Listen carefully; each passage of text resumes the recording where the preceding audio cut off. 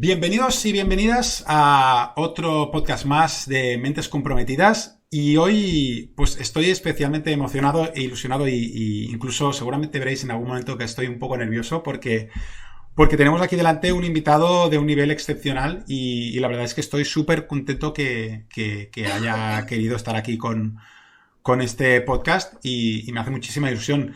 Francesc Miralles es una persona que es conocida ya mundialmente por muchos libros que ha ido escribiendo, pero sobre todo por el libro en excelencia que es Ikigai, que es coautor con Héctor García. Y bueno, además pues es filólogo alemán, ¿no? Estudió filología alemana y ha escrito pues, no sé cuántos libros ha escrito, Francesc, 30 libros, 40 libros has escrito aproximadamente. No los he contado, No o los he sea, contado. deben ser entre 60 y 80, porque algunos son con seudónimo, otros son en coautoría, para niños, para jóvenes, ensayo. He hecho muchas cosas a lo largo de mi vida, los últimos 25 años. Por ejemplo, yo tengo muchos que me gustan, bueno, que tengo justamente estos de aquí, que para mí son una maravilla y los cuentos realmente son espectaculares. También el de Amor y Alegría que has escrito con Alex Rubira, que luego también tengo alguna pregunta para hacerte en este tema, pero si tuvieras que definirte y hacerte la pregunta, ¿quién es Francesc Miralles? ¿Cuál sería la respuesta?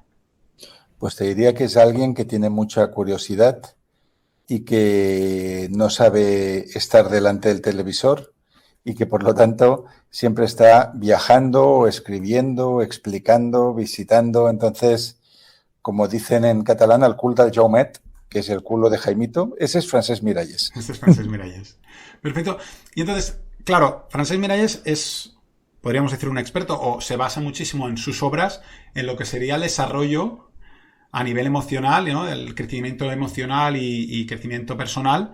Entonces, la pregunta que yo tengo es, para empezar, ¿esto ha sido a raíz de tu experiencia vivida? Es decir, ¿tú has empezado a escribir porque tú tenías un desarrollo emocional hecho o el hecho de escribir, por ejemplo, también ha hecho que tú mismo te has desarrollado como persona y a nivel emocional?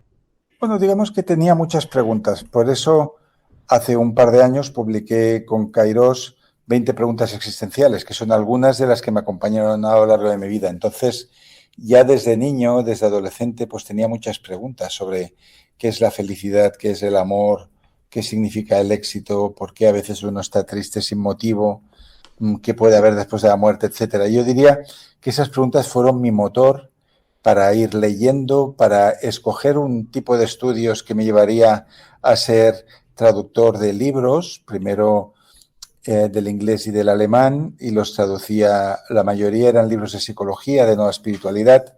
De ahí pasé a ser editor, luego empecé a ser escritor bajo seudónimo, luego con mi nombre. Entonces, yo diría que la curiosidad y el pánico al aburrimiento es lo que me ha llevado a todos estos temas.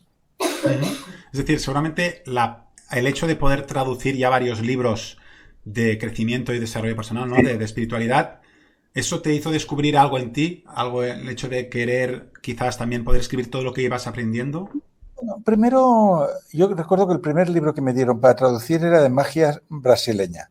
Se llamó Saravá, curso de magia brasileña, y ahí me enteré del sincretismo, de las religiones mezcladas que hay en Brasil. Ese libro estaba bastante bien escrito. Luego me vino uno sobre la depresión y luego traduje muchos libros. Y esos libros estaban bien, pero yo diría que fue cuando empecé a ser editor de mesa. Cuando hablamos de editor, hablamos de dos figuras distintas. Hay el editor senior, que es la persona que elige los libros, que dirige una colección, que toma el riesgo, ¿no?, de apostar por este autor, por este tema. Y el editor de mesa, que es quien era yo al principio, que recibes el manuscrito, lo corriges, piensas el título, la portada. Y ahí vi que habían libros que eran como muy repetitivos, donde había una idea principal, esa idea se podía explicar en una página, pero luego el resto era paja, en algunos, no en todos. Muchos testimonios, mucha reiteración, mucha estadística, mucha parte aburrida, cuando en realidad lo que se quería decir era una sola cosa. Yo creo que el primer impulso para escribir sobre estos temas, pensé un día que estaba agobiado delante de las galeradas, que son las hojas impresas, que equivaldría, digamos, a un libro abierto, ¿no? Así, ¿no? Una galerada es esta. Yo pensé, qué bueno sería un libro en el cual se incluyeran 100 libros, uno por capítulo, que cada capítulo fuera una página, que lo que dice ese libro que se podría haber escrito se resuma en 15 líneas y en un ejercicio y una cita, y así 100, ¿no? Y la idea fue calando dentro de mí y un día ya redacté lo que se llama en el mundo editorial una proposal, una propuesta, que no sé por qué lo llaman en inglés. Entonces escribí un resumen de cómo podía ser ese libro, un título, un subtítulo, un índice, un primer capítulo, y lo fui a llevar al mismo editor para el que yo trabajaba, aunque yo era un editor, no era un autor. Entonces, recuerdo esa cena muy bien porque fue muy friki. Yo le entregué mi propuesta con mis páginas de muestra y el editor jefe, que se llamaba Jaume Rosselló, que fue el fundador de Integral y de muchas cosas, dijo, ¿me permites que me vaya a lavar los dientes primero? Y digo, adelante. Entonces se metió en el lavabo, se lavó los dientes. Primero me hizo una crítica y me dijo, mira, en esta introducción que has hecho hay un error de concepto. Dice, el mago nunca revela sus trucos. No digas cómo has llegado a estas informaciones, esto y lo otro. Pon un poco más de misterio. Y después de eso sacó un contrato de debajo de la mesa y me dijo, ¿te parece bien que te pague este dinero? Lo vas a entregar de aquí 6 meses. Y ahí firmé mi primer contrato editorial. Ostras, bueno, de un libro con seudónimo que hoy en día no me gusta y de hecho el libro ya no se encuentra, no hace falta mencionarlo, pero tuvo la virtud en esa editorial de ser el libro más vendido durante los 10 años siguientes. Fue ese el libro más vendido. Ostras, bueno, pues entonces... Ese fue mi debut en estos temas.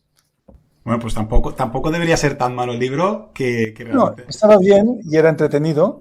Y si lees mi biografía, verás que pasó, que se llama Los lobos camen el río, Sí. pasó una cosa muy extraordinaria con este libro. Y es que yo, cuando tenía 20 y pocos años, estaba enamorado de una chica de la Escuela Oficial de Idiomas que era alumna de la escuela, de mi clase, y luego fue una buena amiga y fui a su boda y la vida va cambiando. Y le perdí la pista durante 15 años, que no supe nada. Y un día me llamó, en esa época, más o menos, como 2 o 3 años después de esto que te estoy contando, y me dijo, uy, ¿cuánto tiempo sin hablar? Vamos a tomar un café, sí, y tal. Y nos vamos a un café de Gracia que se llama Canigó, y me dice, mira, te he traído mi libro de cabecera. Es el libro que tengo siempre en la mesita de noche desde hace 2 años. Es muy importante para mí y yo quiero regalarte a ti porque eres un gran amigo. Y me da un libro pequeñito, de tamaño muy pequeño, envuelto en papel de seda. Yo lo desenvuelvo y era mi propio libro en una de las múltiples ediciones que había tenido, porque ese libro tuvo muchas portadas, muchos formatos, se vendió en kiosco. Entonces pensé, fíjate qué pequeño es el mundo, que al final el libro favorito es el primer libro que yo escribí que nadie y que no sabe que soy yo. Y se lo dije, ¿no? Ostras. Bueno, eso... Me regaló mi propio libro, para entendernos. Bueno, yo creo que para un autor que pase esto, yo creo que debe ser emocionante, ¿no? Debe ser un hecho... Sí, bueno, eso fue una cosa más sorprendente que emocionante. Me gustó esa conexión, me pareció bonita, pero es más emocionante cuando te escribe un perfecto desconocido y te dice que tu libro ha sido importante, pues, mientras pasaba la convalecencia de una enfermedad, que le ha ayudado a salir de una depresión, que se sentía solo y le ha dado calor. Eso a mí es lo que más me emociona. Pero sí, ese reencuentro con ese libro sobre la mesa fue singular, desde luego. Y la experiencia como escritor a nivel de crear historias y personajes con un aspecto emocional potente, con una historia detrás, seguramente de ese desarrollo, ¿te ha hecho comprender más a nivel emocional las personas o la parte humana? Es decir, hay como una... No sé si los escritores comprenden mejor las emociones humanas, porque la mayoría de escritores miran muy para adentro, o sea, exploran su mundo, sus recuerdos, sus ideas, sus fantasías, y yo he estado cenando y comiendo con muchos escritores que no están en la mesa, están en su mundo, pero que no son conscientes de que tienen delante. No siempre es egocentrismo, a veces son un poco, no sé, como Asperger, ¿no? Que viven en un mundo propio. Yo no me considero este tipo de escritor en absoluto. Lo que sí me ha ayudado la escritura es a descubrir qué pienso sobre las cosas y qué pienso sobre el mundo. Porque incluso cuando escribes una novela, en la novela hay muchos subtemas y de repente dos personajes empiezan a hablar de la pérdida, de la orfandad, de mil cosas. Y aunque están hablando dos personajes de ficción, en realidad te estás hablando de ti y estás poniendo en ese role-playing lo que tú piensas sobre esta cuestión en este momento de tu vida. Por lo tanto, si coges una novela que tú escribiste hace 10 años, te darás cuenta, es como una radiografía de quién eras tú entonces, pero distribuido por todos los personajes. Es un ejercicio muy interesante de autoconciencia. La introspección de uno mismo, ¿no? De darse cuenta, de plasmar tus ideas. ¿Dónde estabas tú entonces? ¿Qué te interesaba? ¿Cuál era tu visión del mundo? Si era más pesimista, si era más optimista, cuál era el leitmotiv. Y entonces, sí, el libro no deja de ser una radiografía de las fantasías y de las prioridades de una persona en un momento dado. Y todos estos libros que tienen en esa parte de consciencia, esa parte emocional y bueno, toda esta parte de desarrollo, ¿se vive de la misma manera en todas las sociedades? ¿El mensaje cala de la misma manera en las sociedades? Bueno, yo te diría que hay dos tipos de libros. Hay libros que son locales y los editores ya lo vemos enseguida, ¿no? A veces te dan un manuscrito y dices, bueno, esto va a gustar en Cataluña, pero fuera de Cataluña no se va a entender o no va a trascender. Y hay libros que son universales, ¿no? Entonces, por ejemplo, cuando uno lee El alquimista de Paulo Coelho, aunque la acción se sitúa en España y luego pasa por Marruecos y tal, es un libro que cualquier persona del mundo la va a comprender. Puede leerla un indio, puede leerla un esquimal. Es una historia universal y es universal porque trabaja también con arquetipos, con una serie de personajes y situaciones en las que cualquier persona se puede identificar. Entonces, yo tuve una época quizás más de escritor local, donde ponía más color, no sé, de la ciudad de Barcelona, de cosas de mi cultura más inmediata, pero llegó un punto, supongo que cuando empecé a viajar y a vivir en otros países, en Alemania, en diferentes lugares, que me interesaba hacer algo que realmente lo pudiera entender cualquiera de mis amigos en cualquier parte del mundo donde yo había vivido. Y ahí creo que empezó otro tipo de literatura de un valor más universal. Supongo que al final todo esto, todos estos libros, todas estas experiencias han ido creando un entorno emocionalmente más rico a tu alrededor. ¿O eso es una cosa que más o menos siempre has tenido? Es decir, el hecho de... No sé si un escritor es alguien emocionalmente más rico. No. A veces un escritor es un gilipollas, simplemente. Yeah. Y perdón por la expresión, ¿eh? No. En el sentido, mira, a mí hay una cosa que me enseñó mi madre. Mi madre era modista y no tuvo acceso a los estudios. Creo que no terminó ni el graduado escolar. Y lo único que conoció en su vida, sí que sabía leer y escribir, pero lo mínimo. Y lo único que conoció en su vida fue el trabajo duro de una modista y consiguió dar estudios a sus hijos y aquí estamos, ¿no? Pero algo que ella me transmitió es que no me sintiera nunca ni más ni menos que nadie, ¿no? O sea que yo no era menos que un famoso que salía por televisión, pero que tampoco pensara que era más que el panadero por ir a la universidad. Entonces yo eso lo he tenido siempre muy presente y escribir es una actividad especializada, como puede ser el alfarero o la persona capaz de reparar un teléfono móvil, ¿no?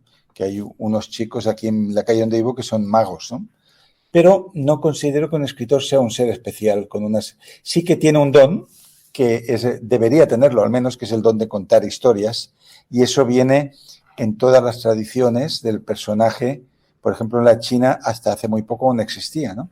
Que entraba en la tetería con un fanal y contaba historias. Y cuando vemos la antigua Grecia, pues la Odisea, la Ilíada, había esta figura. Pero aparte de ese don, para mí ser escritor no significa ser mejor persona. Peor tampoco. Claro, pero bueno, quizás el hecho de especializarte más en desarrollo, no digo mejor persona, pero sí que quizás tener un entorno... Te haces más preguntas, lees más cosas sobre esto, te interrogas más, eso sí que es verdad, pero fíjate que hay una dicotomía curiosa en los autores de desarrollo personal que se señala muy a menudo, que muchas veces los autores tratan temas que no tienen resueltos y quizás por eso lo pueden tratar. Entonces, vemos libros importantes por los mensajes que tienen sobre el arte de estar en pareja de autores que no tienen pareja o que le duran poco las parejas. O vemos que hay autores que hablan del dinero y han pasado por grandes dificultades económicas. Y a veces quizás es lógico, ¿no? Aquello que ha sido un problema en tu vida te obliga a buscar soluciones y por lo tanto puedes llegar a ser un maestro en eso. Pero no pensemos que los autores de desarrollo personal están más cuerdos que el resto, porque a veces sucede lo contrario. Fíjate, yo cuando conocí a Alex Rovira, que mantenemos una amistad desde hace mucho tiempo, estuvimos hablando de todo lo que pasó con el éxito de la buena suerte, ¿no? Claro, piensa que él era un consultor de empresas, era profesor de SADE también, muy bien valorado por los alumnos, era alguien que ya tenía el don de la palabra, pero que tenía una vida anónima. Y de repente escribe un libro junto a Fernando Trías de Bes, y ese libro se publica en todo el mundo, vende 8 millones de ejemplares y dan cientos de entrevistas cada mes, ¿no? Entonces, eso a él me confesó que con los años le desestabilizó al principio en su vida personal, ¿no? Y me hizo la siguiente reflexión. Me dijo, mira, Francesc, dice, del fracaso todo el mundo aprende algo, pero de un éxito sobrevenido no se recupera ni Cristo. Claro. Entonces, sí que es verdad que el gran problema que tienen muchos autores de no ficción, sobre todo si tienen un éxito, es que el éxito es muy adictivo. Y tú piensas que ya con todos los libros va a suceder eso.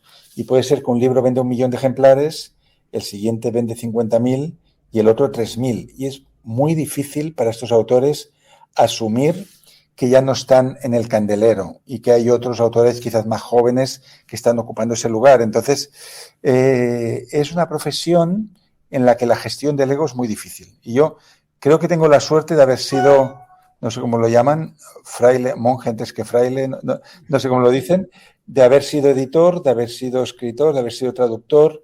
Lo he visto desde todos los lados y me doy cuenta de lo variable que es todo esto, ¿no? Pero tiene peligro el hecho de ser leído por muchos y el hecho de recibir muchos correos y muchas felicitaciones y mensajes por Instagram. Eso puede llegar a sacar lo peor de ti.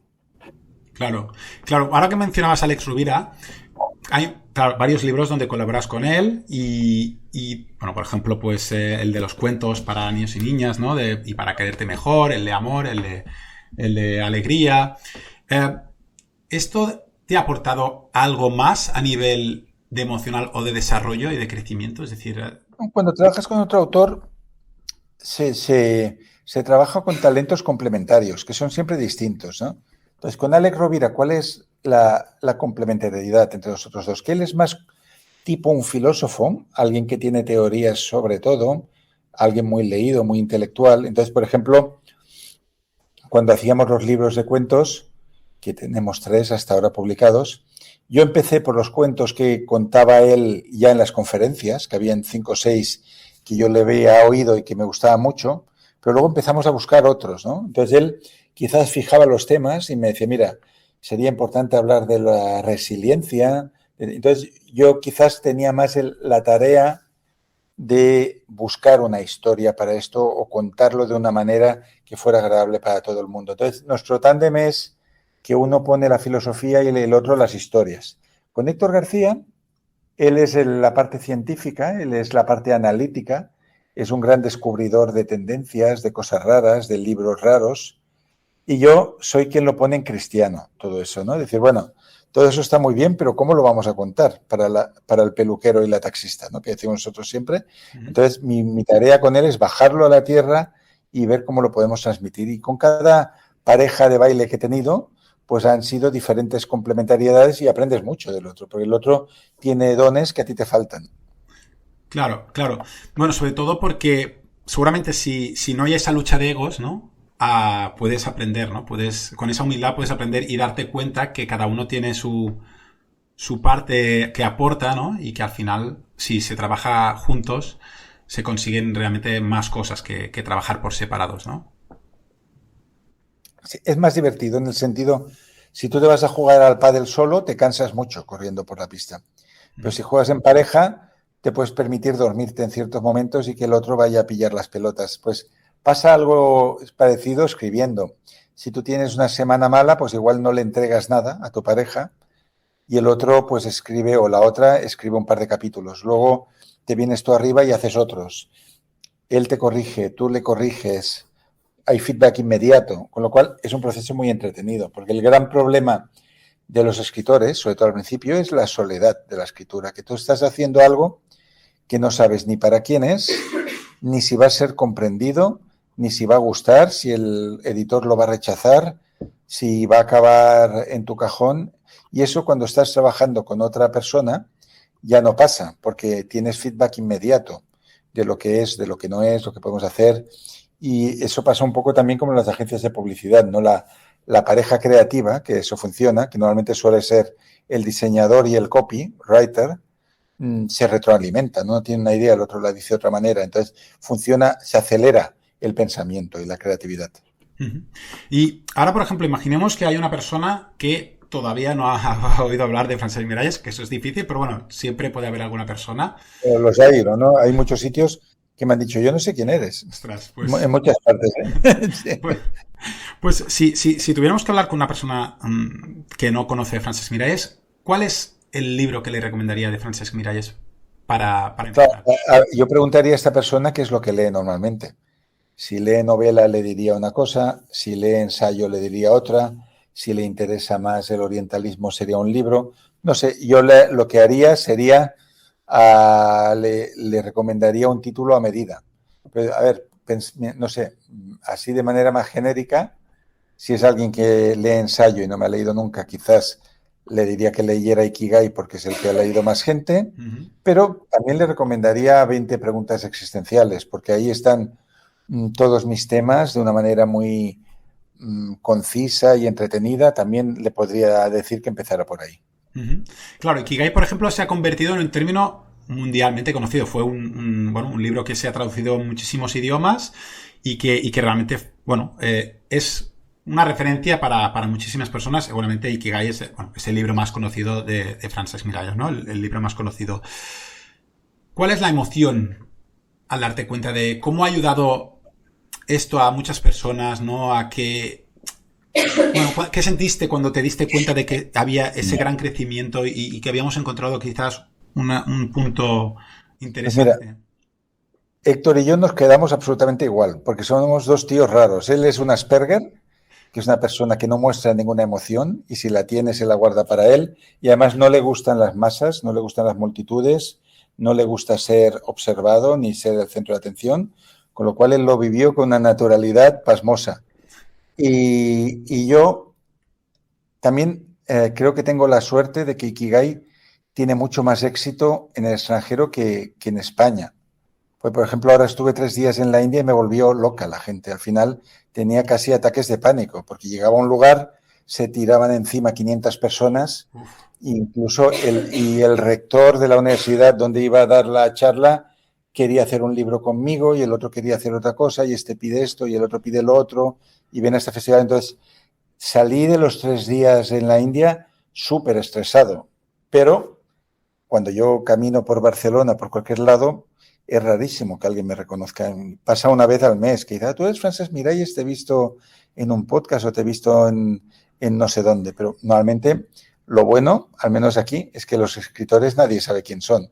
Por lo tanto, mi vida siguió absolutamente igual, con más trabajo de comunicación, en el sentido que, por ejemplo, como Ikigai ha sido número 1 en la India 2 años, tuvimos que dar entrevistas a diario durante mucho tiempo, dimos miles de entrevistas, y de todo tipo, asociación de mujeres empresarias, la escuela de los ingenieros de no sé dónde. Entonces, es agotador, pero al final dices, bueno, es lo que la vida pide de ti. En este momento yo siempre, guardando muchísimo las distancias, pongo el ejemplo de los Rolling Stones. Los Rolling pusieron Satisfaction en la cara B de un single porque no les gustaba la canción. O sea, originalmente, yo porque soy suficientemente viejo para acordarme de los vinilos. Entonces, el artista ponía la canción buena en la cara A y en la B una que no quería poner ni en el álbum. Una canción que era imperfecta. Y entonces Satisfaction era una cara B. Al público le gustó tanto desde entonces ha habido que tocarla siempre. Entonces, ahora con 80 años, cuando Mick Jagger vuelva a dar conciertos, que los dará, va a tener que cantar Satisfaction. Seguramente le gustaría cantar otra cosa. Yo creo que es suficientemente sabio para saber que el universo le ha puesto en una posición de privilegio para hacer felices a mucha gente, y si hay que hacer Satisfaction 1.000.000 de veces, se hace. Lo mismo te digo con el Ikigai. Uh-huh. ¿Y cómo cultivas tú la inspiración y la conexión emocional con tus proyectos? ¿Tienes algún tipo de ritual? ¿Practicas? Bueno, ha ido cambiando con el tiempo. ¿sí? A ver, yo me acuerdo en mi época de editor, que empezaba a escribir, que yo leía muchas revistas de lo que se publicaba en Estados Unidos. Hay una revista para editores que se llama Publishers Weekly, súper aburrida, porque ahí salen miles de fichitas pequeñas y te enteras de lo que se está haciendo en todas partes, pero claro, tantas referencias que te perdías. Pero ahí yo como editor la leía, me enteraba de lo que pasaba en el mundo, tomaba notas, estaba como muy atento de lo que pasaba, y quizás en esa época pues ese conocimiento me permitía decir, bueno, no hay ningún libro sobre esto, vamos a escribirlo. De hecho, el primer libro que yo firmé con mi nombre fue El Zen de la empresa, porque vi que no había ningún libro aún, ahora debe haber muchos, que unían el Zen con el liderazgo en la empresa.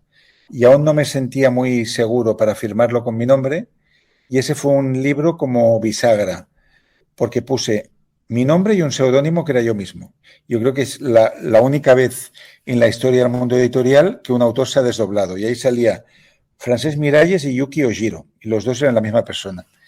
Entonces, en esa época yo descubría los temas, pues leyendo mucho, informándome y todo esto. Yo diría que con el tiempo, una de las ventajas de la madurez, no sé si le pasa a todo el mundo, pero eso me pasa a mí, es que te vuelves más intuitivo. O sea, dejas de necesitar tanta información porque ya tienes mucha, has acumulado demasiada información. Quizás a veces es mejor saber menos, no hace falta tener 10.000 libros en tu cabeza, y empiezas a abrir las antenas a otras percepciones, ¿no? Y entonces de manera intuitiva, pues yo he creado muchos libros o he dado ideas a otros autores o he descubierto muchas cosas. Y ahora estoy en una fase más rara todavía, que ya ni siquiera uso la intuición.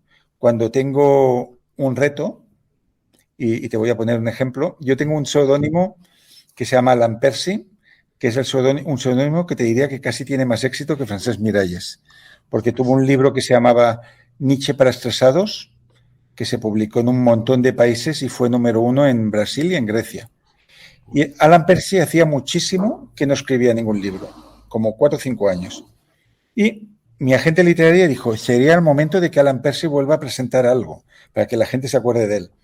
Pues fíjate lo que pasó. En lugar de empezar yo a mirar revistas, como hubiera hecho antes, o a, no sé, a tocar el piano a ver si sale la idea, ¿no? Por derivación, me fui a dormir y mientras estaba soñando, me vi estirado en una playa de la India, en Kerala, en una toalla, debajo de unas palmeras, y se acercaba un hombre occidental de unos 40 años, que era editor, y me dijo, Francesc, ¿has preparado ya el libro de ta? Y me dijo de qué tenía que ser el libro. Me levanté por la mañana, tomé nota, presenté la propuesta y la editora dijo, perfecto, es lo que estábamos esperando. O sea, que yo creo que a medida que trabajas mucho con la mente, al final incluso la mente inconsciente ya sabe lo que hay que hacer, ¿sabes? Exacto, bueno, recibes ese mensaje, ¿no? Que ya te ayuda pues porque estás muy entrenado y entonces ya a partir de aquí incluso los sueños ayudan a fluir en la dirección en la que estás buscando algo en este momento, ¿no? Y bueno, antes has comentado que recibes muchos mensajes, que eso realmente pues hace mucha ilusión, pero ¿recuerdas algún mensaje o alguna historia de alguna persona que te haya conmovido o incluso que te haya inspirado para crear una nueva historia? Bueno, hay muchas personas que yo diría que a partir de cierta edad todo el mundo tiene como mínimo una gran aventura, una gran historia, un gran peligro por el que ha pasado. Pero siempre que me digan, que me piden que escoja una historia, cuento la misma siempre, porque la recuerdo muy bien. Mucho antes de Ikigai y de todo esto, una vez me escribió un chico de unos 30 años desde un hospital. Me puso un email y dijo que estaba en un tratamiento de quimioterapia, que tenía un libro mío y que me daba las gracias porque ese libro le estaba ayudando mucho a pasar estos momentos de dolor y que se estaba entreteniendo mucho y que estaba riendo. Era una novela, le gustaba muchísimo y lo estaba pasando muy bien y que me sentía como un amigo. Entonces eso a mí me conmovió, me emocionó y le escribí preguntándole qué otros libros míos tenía. Me dijo uno más, que tenía 2. Y dije, pues dime cuál es el lugar donde estás ingresado porque yo te quiero mandar un par más. Entonces él me dio la dirección, le mandé 2 libros más con una dedicatoria bonita, deseando una rápida sanación, etcétera. Me dijo que los había recibido, me dio las gracias y no volví a saber nada de esta persona en 7, 8 meses. Al cabo de 8 meses me escribió su hermana, me dijo que su hermano había muerto y que en esos últimos semanas en el hospital los únicos momentos bonitos de esta persona fueron cuando me leyó, cuando habló conmigo, cuando recibió los libros y que eso fue lo mejor que le había pasado antes de ir pendiente abajo. Entonces, ahí en ese momento, aunque se trataba de una sola persona, pensé, aquí y ahora, cualquier esfuerzo que tú hayas invertido en formarte, en leer, en escribir, en llamar puertas, solo ahora te das cuenta de que eso tiene un sentido, ni que sea por esa persona.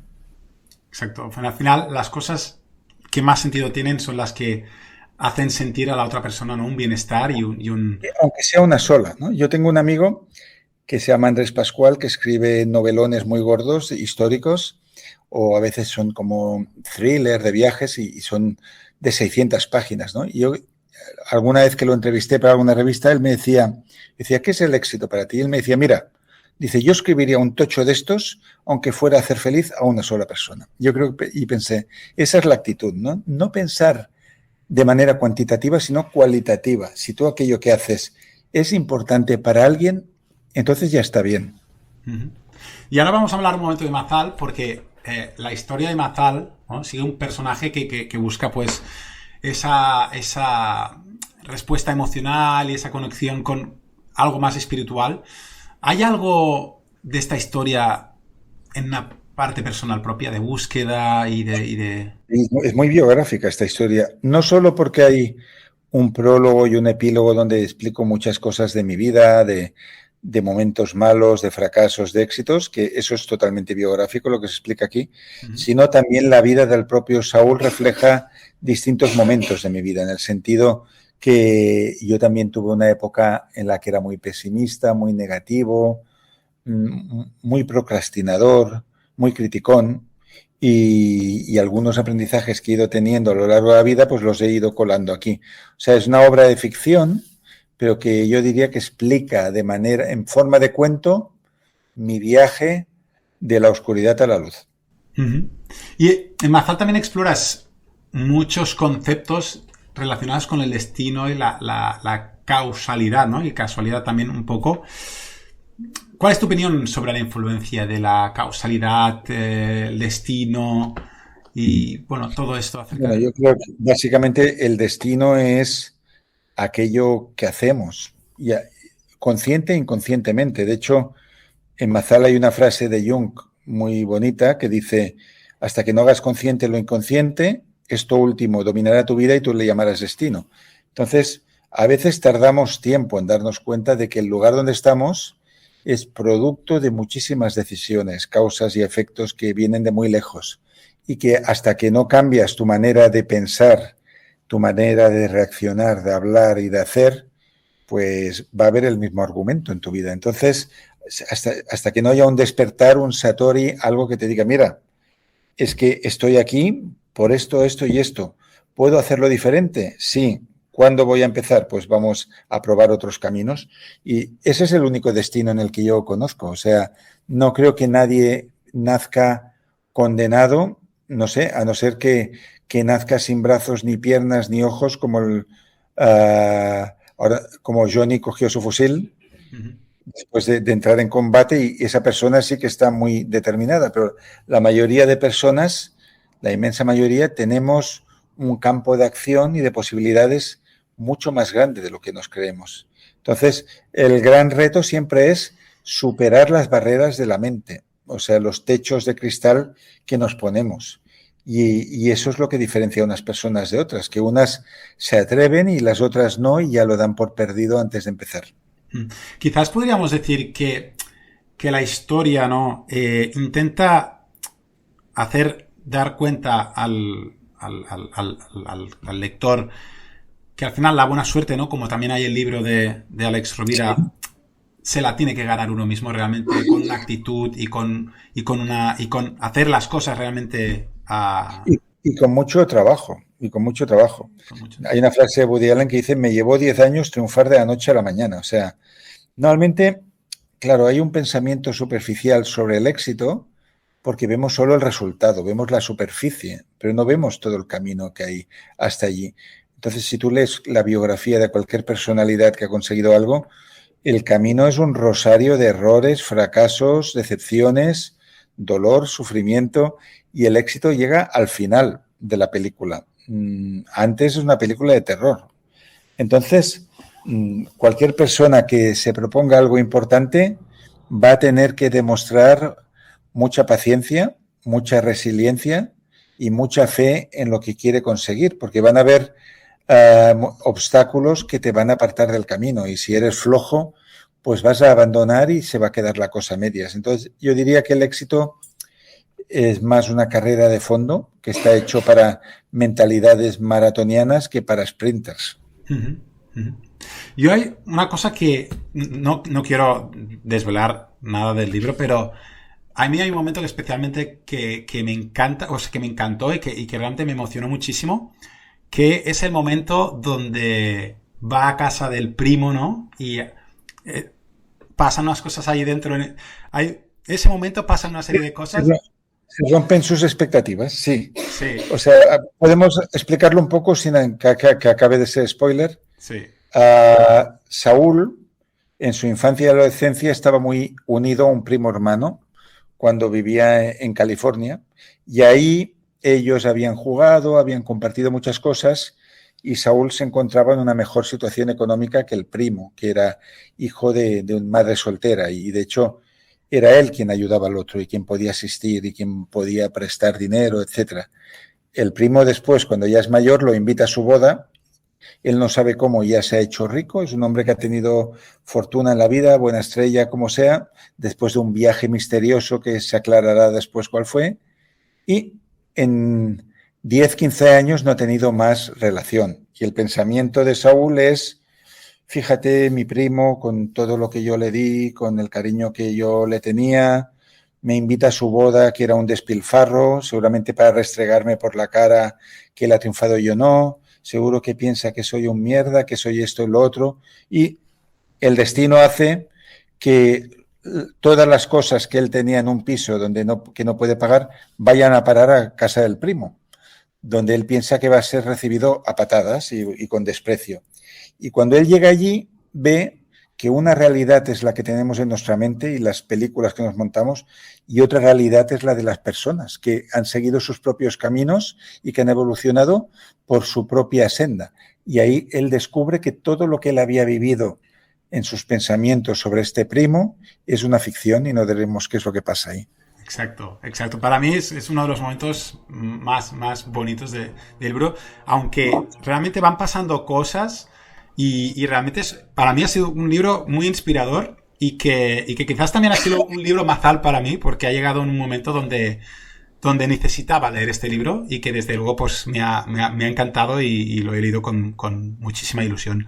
Y ya para poder acabar, me gustaría hacerte una pregunta que es, si Francesc Miralles se tuviera que definir con una emoción, ¿cuál sería? ¿Cuál elegiría? ¿Qué emoción? Mira, históricamente, si yo valoro épocas de mi infancia, adolescencia, primera juventud, la emoción predominante fue la melancolía. Lucho bastante contra ella, no me gusta que sea omnipresente, pero si miro los años vividos, es la emoción que ha estado más presente como mar de fondo, como mínimo. Uh-huh, uh-huh. Melancolía sería la que se definiría por encima, pero seguramente iría cambiando o va cambiando a lo largo del tiempo. Sí, entonces yo diría que he sustituido la melancolía por curiosidad y desafío. No sé, no son emociones quizás, pero sí son disposiciones del ánimo, ¿no? Uh-huh. Entonces, cuando veo que la melancolía está ganando terreno, pues ya me invento el próximo viaje o el próximo libro para escribir. Pues mira, a mí si me dejas acabar también con una emoción o con algo que yo definiría para mí Francesc Miralles, para mí cuando yo hablo de Francesc Miralles o cuando leo Francesc Miralles, para mí lo que me transmite es paz y la verdad es que es una tranquilidad cuando leo, cuando te escucho, que sobre todo tienes esa voz tan tranquila, tan armoniosa, pues realmente es un lujo y escucharte ahora mismo en el podcast de Ojalá lo hubieras sabido antes o también en tu propio podcast que haces una vez al mes, ¿no? A principio de mes. Una vez al mes, el día 1 de cada mes. Exacto. Ikigai Café, ¿no? Si mal no ¿Sí? recuerdo. Exacto, Ikigai Café. Exacto. Pues poder escuchar realmente es un placer y bueno, y con eso pues quería despedirme y agradecerte que hayas estado aquí y que bueno, pues ojalá nos podamos ver algún día también y te pueda saludar, dar la mano, un abrazo Pues, o lo que sea. seguro que sí. Nos vamos a tomar un té y vamos a hablar de libros y de vida.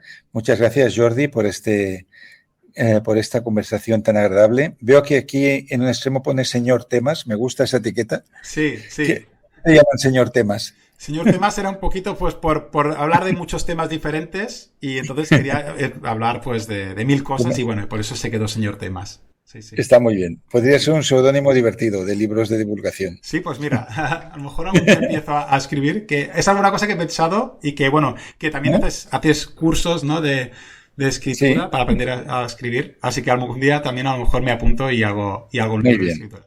Pues muchísimas gracias, Francesc Miralles, y que vaya muy bien. Gracias. Hasta luego. Igualmente. Más alta. Más alta.